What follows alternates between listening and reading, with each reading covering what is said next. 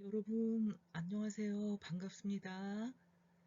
2022학년 1학기 도시개발론 어떻게 한 학기 동안 수업을 진행할 건지 여러분들에게 얘기를 하고요. 수업을 진행하도록 하겠습니다.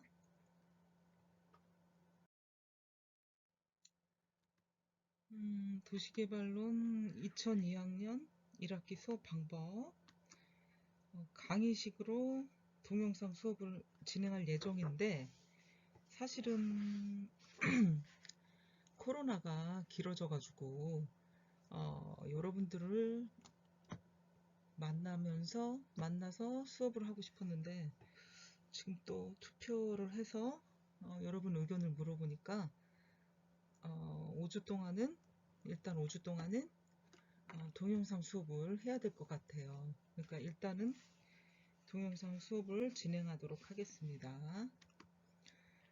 평가 방법은요. 중간고사, 기말고사, 레포트, 출석 점수를 바탕으로 평가를 하도록 하겠습니다. 교재는 도시개발론 보성각 대한국토 도시계획학회 편저고요. 2004년도에 발간이 된 책입니다.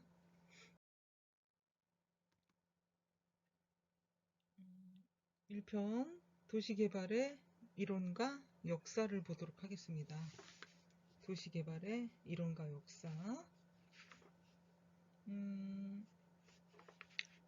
2편은 도시개발의 계획과 집행 3편은 우리나라 도시개발 사업제도 4편은 최근 도시개발 동향과 전망. 그래서 1편, 2편, 3편, 4편까지 나가게 되면은 거의 15장까지 진도를 나갈 수가 있거든요. 15장. 그러면은 한 1, 2장 정도는 뭐 1, 2, 3장 정도는 진도를 다 못 나갈 수도 있지만 이 4편 안에 내용들이 이제 좋은 게 많아요. 그래서 더 먼저 할 수도 있고 최근의 도시개발 동향과 전망 굉장히 좀 핫하죠. 여러분들과 해야 될 내용들이 많다. 이렇게 볼 수가 있겠습니다. 그래서 1장을 보면 1편 도시개발 이론의 이론과 역사가 있잖아요. 그러면 1장 도시개발의 필요성과 목적 2장 도시개발의 이론 도시개발의 필요성은 우리가 느낄 수밖에 없었던 게 산업혁명 이후에 기준으로 본다면 도심 집중화가 심하죠. 인구가. 예, 그러다 보니까 자연적으로 개발이 필요하다는 걸 느끼게 됐었던 거죠. 2장에는 도시개발의 이론 여기서는 교재에서는 도시개발 용도와 범위, 밀도, 도시성장, 도시개발 형태, 도시개발과 공공정책들이 도시개발 이론으로 나오고 있고요. 3장에 도시개발의 역사, 근대 이전과 현대의 도시개발이 나오고 있습니다. 근대 이전과 현대의 도시개발 도시개발의 계획과 집행에서 2편 4장을 보겠어요. 도시개발의 추진 절차 도시개발을 하려고 하면은 추진하려고 하면은 어떤 요소들이 있어야 되나 뭐 이런 거죠. 그러니까 개발업자들 그러니까 대상지 뭐 개발 수요 이런 것들이 어떤 것들이 있는지 도시개발의 요소 그다음에 도시개발의 절차 이런 것들이 도시개발의 추진 절차의 내용에서 배울 내용들이고요. 5장은 도시개발 대상지 선정과 개발 여건인데 대상지 선정은 어떻게 하는지 그 과정들을 얘기하는 거예요. 그래서 입지 분석을 해서 뭔가 분석을 해야 되죠. 그래서 입지 분석을 하게 된다면 물리적 측면, 지리적, 제도적, 경제적 측면에 대해서 분석을 하게 되고요. 또 거기에 따른 시장 분석도 해야 되겠죠. 시장 분석. 시장 분석을 하지 않으면 이 도시 개발을 했을 때 어, 수요 예측을 못 하게 되는 거죠. 수요 예측. 그러니까 경제적인 측면을 봐야 되는 건데 거시적인 측면과 미시적인 측면, 그다음에 수요 예측에 대한 어, 것을 분석을 해서 대상지 선정과 개발 여건이 어떤지를 확인해 볼 수가 있는 거죠. 6장에는 도시개발의 공간계획 기준인데요. 음, 도시라는 어떤 한정된 공간? 아니면 뭐 사람들의 삶의 질이 높아지면서 어떤 욕구를 채울 수 있는 삶의 질을 높이기 위한 어떤 주거 공간? 아니면 사무실 공간? 뭐 이런 것들 여러 가지가 많은데요. 이런 것들에 대한 공간계획 기준은 어떤 것을 보고 하냐, 보고 결정을 하느냐죠. 그래서 보시면 토지 이용 계획, 교통 처리 계획, 공공시설 계획, 획지 및 가구 분할 계획 등이 있습니다. 7장은 도시개발의 경제성 평가를 볼 수가 있는데요. 경제성이라는 건 뭐예요? 그러니까 우리 경제 원리가 최소의 비용으로 최대의 효과를 내는 거잖아요. 네, 그게 경제 원리라고 볼 수가 있는데 도시개발도 그 원리가 적용이 된다고 볼 수가 있겠죠. 이 개발 사업을 했을 때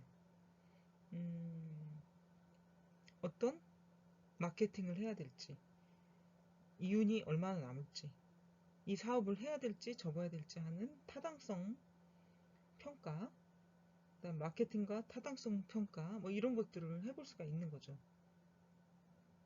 도시에 이 도시 개발을 할 때 투자를 해도 되는지 안 되는지, 그러니까 도시 개발의 경제성 평가를 해야 되겠죠. 7장에서는.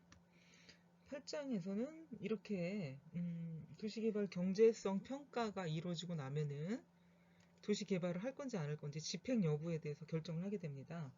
그럼 도시개발을 집행했을 때 개발 기구, 어떤 조직이 있어야 되겠죠. 개발 방식은 어떻게 할 것이고 토지는 어떻게 확보할 건지,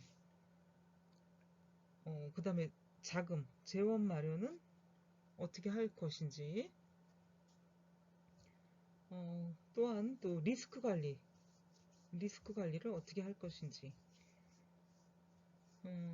그다음에 이런 도시개발이 다 끝나고 나면 사후평가와 관리를 어떻게 할 건지에 관한 내용들이 8장의 도시개발의 집행에 들어가 있는 거죠. 그래서 제3편을 보면 우리나라의 도시개발 사업제도인데 3편에 해당되는 9장 도시개발제도의 개발. 그러면 여기서는 어떤 게 내용으로 나오게 되냐면 이 도시개발과 관련된 법 체계 있잖아요. 도시 개발과 관련된 법이 어떤 것이 있고 어떻게 법이 적용되는지, 그리고 두 번째는 신개발 사업이 있는데 그 사업의 특징은 어떻게 되고 재개발 사업도 하게 되는데 도시 재개발 사업 특징은 어떤 게 있는지 한번 공부해 볼 수가 있겠죠. 10장에 신개발 사업 제도라고 있어요. 신개발 사업, 이거는 이제 토지의 형질 변경이 가능하고요. 또 주택지 조성도 가능하고, 또한 택지 개발 사업, 주택 건설용 대지 조성 사업도 가능하고, 아파트 지구 개발 사업도 가능하고요. 유통단지, 관광단지, 토지 구획 정리 사업이 가능하고, 산업단지도 가능하죠. 신개발 사업의 일환으로. 그래서 굉장히 신개발 사업의 그 내용들, 신개발 사업으로 할 사업들이 많다는 거죠. 그래서 10장은 이런 신개발 사업 제도의 어떤 정의와 내용들 분류해 놓은 것들을 여러분들과 공부해 보도록 하겠고요. 11장을 보도록 할게요. 11장. 재개발 사업 제도가 있는데, 재개발도 뭐 종류가 되게 많거든요. 그래서 그 종류만 봐도 뭐 7가지 정도 되는데, 현재는. 그러면 재개발 사업 제도의 7가지는 어떤 것들이 있나, 그것들을 이제 공부하게 되는데, 7가지 중에서 첫 번째는 도심 재개발 사업이 있고요. 두 번째는 주택 재개발 사업, 세 번째는 주거 환경 개선 사업이라는 게 있고요. 재건축 사업, 공장 재개발 사업, 시장 재개발 사업, 취락구조 개선 사업, 뭐 이런 것들이 있는데, 재개발 사업이라는 게 굉장히 좀 광범위하죠. 약간. 그러니까 단지 택지나 뭐 주택 재개발 사업이 아니고, 주택 재개발이나 재건축 사업뿐만 아니라 넓게는 도심 재개발, 공장, 시장, 추락구조 개선, 이런 것들이 모두 도심 재개발 사업으로 들어간 수 있는 내용들인 거죠. 그래서 도시개발론에서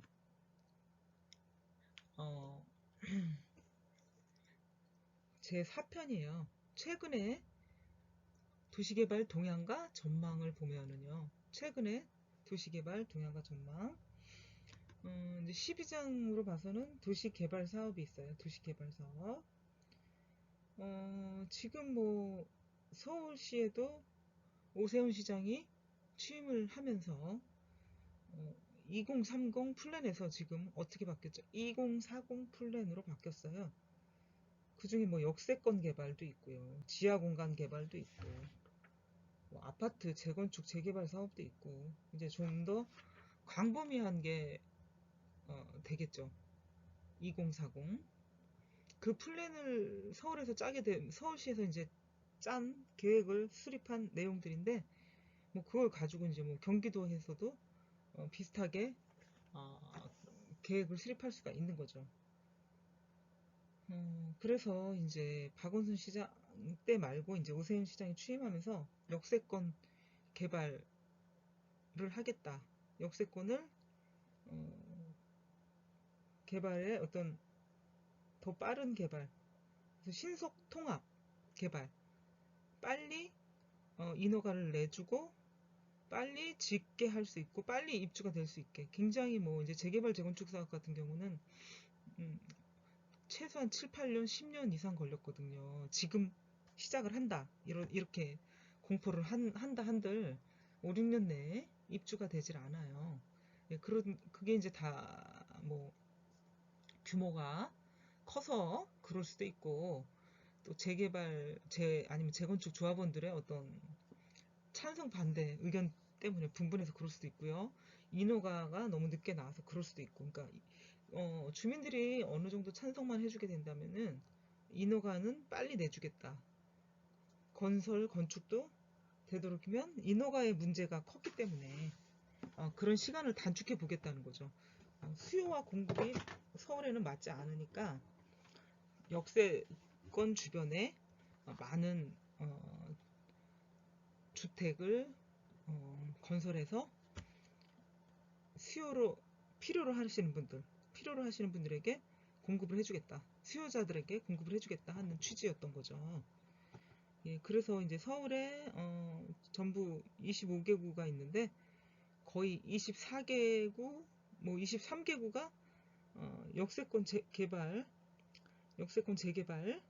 뭐 이렇게 승인이 난 데가 많아요. 강남 빼고요. 예, 뭐 이렇게 진행이 되고 있는데, 뭐 어디든지 필요하다 그러면 조금 시간이 지나더라도 뭐 개발 승인을 해주시겠죠. 뭐 그거는 급한 일은 아니고요. 지금 승인 난 곳이 많다 보니까. 그러니까 이렇게 도시 개발 사업이라는 게 굉장히 취지와 목적이 있다면 굉장히 광범위하게 할 수가 있는 거죠. 그래서 역세권 개발도 가능하고, 지하 공간 개발, 워터프론트 개발, 실버타운도 가능하고요. 복합 용도로 쓰는 거, 복합 용도 개발, 정보화 단지 개발, 역사 보존 도시, 뭐 이런 것들이 있을 수가 있겠죠. 굉장히 핫하다. 최근의 도시 개발 동향과 전망을 보자 하면은 이렇게 볼 수가 있겠습니다. 제 13장 도시 개발 제도가 있어요. 이거는 도시 개발 사업이고, 지금은 도시 개발 제도. 마츠츠 꿀이라고 있는데, 이런 개념과 역사적 전개 과정, 그다음 개발권 양도, 공중권, 계획 단위 개발, 연계 정책, 엔터프라이즈 존 해가지고 도시 개발 제도들이 있습니다. 그래서 도시 개발 제도에 대해서 13장에서는 이제 배울 것이고요. 14장에서는 부동산 금융과 부동산 신탁이죠. 굉장히 중요한 부분인데, 여기도 도시 개발을 하면서 이제 재무에 관한 얘기들, 또 돈과 연관된 얘기들이잖아요. 결국은 자본주의 사회에서는 돈을 벌기 위해서 우리들은 열심히 일을 하고 공부를 할 수 있다, 이런 생각도 들기도 해요. 한편으로는 결국 우리는 직업을 갖고 생활을 영위하기 위해서 뭔가 계속 움직이고 일을 하는 거잖아요. 예, 그래서 이 돈과 뗄래야 뗄 수 없는 도시개발, 그렇죠. 어떻게 보면 어마무시한 음모가 숨어 있을 수도 있는 그 도시개발 같은 어떤 그 타이틀이 굉장히 엄중하고도 흥미진진한 내용이라고 볼 수가 있겠죠. 그래서 금융과 부동산 신탁에 대해서 우리가 배워볼 건데, 그 금융에는 이제 점차 우리나라가 실물 자산을 선호했는데, 앞으로의 이제 인구 대비 주택은 남아돌 것이고요. 출산이 저조하잖아요. 우리나라가 굉장히 저조하고, 한 명의 어떤 자녀를 키워내려면 돈이 많이 들어가니까 힘들고, 뭐 여건도 막 녹록지 않고 하다 보니까 출산율이 많이 저조한 건 사실이고, 결혼도 안 하고요. 이러다 보니까 뭐 실물 자산에 대한 투자보다는 그냥 내가 살고 있는 집의 개념, 어떻게 하면 내용을 알차게 더 재밌게 행복하게 살 수 있는가, 그런 걸 연구하게 되다 보니까 실물 자산에 대한 인기가 점점점 없어질 것이라고 생각을 해요. 물론 내가 살아야 될 집 한 채, 뭐 이런 거는 기본적으로 갖춰야 된다, 이렇게 생각하시는 분도 있겠지만, 요즘의 시세는 실물 자산보다도 유동화가 빠른 자산, 금융자산, 펀드, 연금, 뭐 금, 달러, 이런 것들을 선호하고 있는 추세죠. 요즘의 상황도 그렇고 국제적인 환경도 그렇고. 예, 그래서 부동산 금융과 부동산 신탁을 배우게 되면 선진국형 투자 기법, 이런 게 나오죠. 부동산에 대한 증권화, 그리고 부동산 개발 금융 방식이 있거든요. 그래서 부동산 개발 금융 방식과 개발 금융 실태, 부동산 개발 금융이 어떻게 이루어지고 있었나를 배워볼 수가 있겠습니다. 또한 그 신탁을 배울 수가 있거든요. 부동산 신탁. 이 신탁 제도를 도입한 이유, 또 신탁의 개요, 이 부동산 신탁 제도 운영상에 어떤 특징이 있는지, 은행권의 신탁 제도, 그다음에 부동산 신탁과 도시개발, 부동산 신탁의 그 향후 과제가 남아 있는데, 우리는 선진국처럼 뭐 오랜 역사를 거쳐가지고 신탁이라는 게 자리 잡은 게 아니고요. 뭐 은행에서도 하고 보험 회사에서도 하고 따로 이렇게 허가를 내서 해도 해야 되는 건데, 같이 이렇게 겸업을 하고 있는 경우가 많아요. 신탁, 돈을 만지는 곳, 금융업 쪽에서 신탁을 하게 되는 거죠. 주로. 예, 그래서 그 부동산 신탁제도 향후 과제에 대해서 알아볼 필요가 있다. 그리고 그 TIF라고 있어요. TIF에 대해서 어떤 건지 개념을 좀 여러분들과 공부를 해볼 것이고, 자원 조달 방식, 그 다음 TIF의 특징과 사례가 있고요. 국내의 유사 제도 및 시사점 등을 배워보도록 하겠습니다. 그리고 15장 도시개발의 새로운 조류인데, 환경 친화적인 도시개발. 사실 이게 이제 유럽 연합에서 어떤 정한 게 있잖아요. 그러니까 EU 규정에 따라서 기업도 운영을 해야 되는데 나라도 마찬가지거든요. 그래서 친환경적인 도시 개발을 해야 될 필요가 있는 게 전 지구적으로 지금 온난화 현상이나 쓰레기 문제, 대기 오염 문제, 이게 지금 심각하거든요. 그러니까 유럽 선진국에서 그 규정을 정해놓고 이렇게 지키지 않을 경우에는 페널티를 주겠다 하는 규정을 만들어 놨어요. 그러니까 이게 세계적인 조류라고 볼 수가 있겠죠.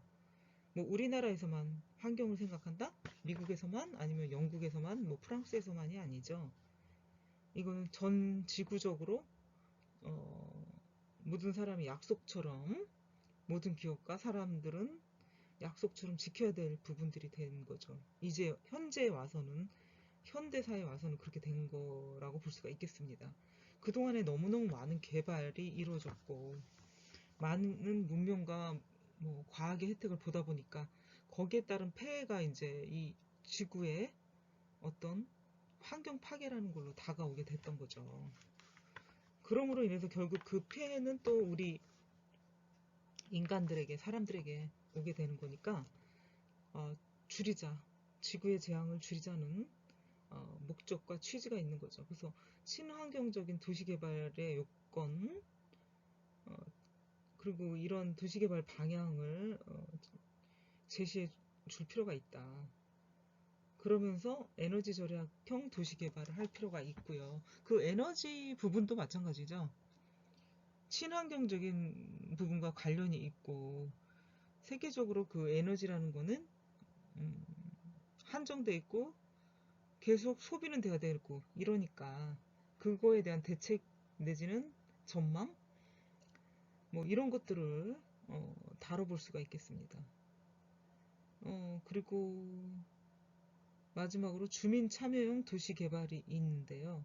뭐 주민 참여형 도시 개발이 여기저기서 많이 이루어지고 있다고 볼 수가 있겠죠. 그리고 정보화 사회의 도시 개발, 뭐 이런 것들을 우리 한 학기 동안 여러분들과 도시개발론에서 다뤄야 될 주제와 내용들이 되겠습니다. 참 재밌을 것 같죠, 여러분? 이게 공학적인 부분, 아니 인문학적인 부분, 뭐 사회과학적인 부분 많이 다 아울러져 있고 포함이 되어 있다 보니까 굉장히 유익하다? 아니면 참 한 학기 동안 수강하기 잘했다 하는 과목으로 여러분들에게 머릿속에 남았으면 좋겠습니다. 여러분 이번 학기는 수업을 이런 내용을 가지고 진행하도록 하는 걸로 하고요.